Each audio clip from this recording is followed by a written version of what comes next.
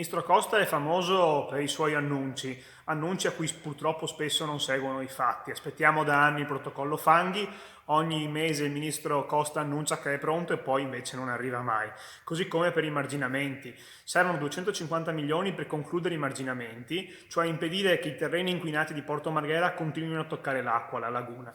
Questi soldi non solo sono stati promessi a più riprese, messi per iscritto anche nel patto con il governo Renzi fatto da Venezia ancora qualche anno fa e più volte annunciati come in arrivo da parte del ministro Costa. Prima 70, poi 100, poi 170, ancora non si capisce la cifra.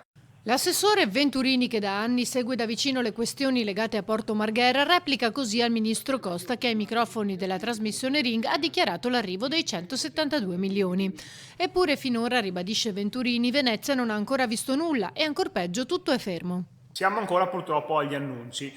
Ad oggi, dopo anni di questa attesa e in qualche modo inerzia del governo, scontiamo il fatto che i marginamenti sono fermi, non sono in alcun modo avanzati, il protocollo fanghi deve ancora essere licenziato e conseguentemente non si possono fare le manutenzioni dei canali, non arrivano le navi, non c'è lavoro e il porto va in crisi. È il governo degli annunci e delle attese e purtroppo Venezia ne fa le spese.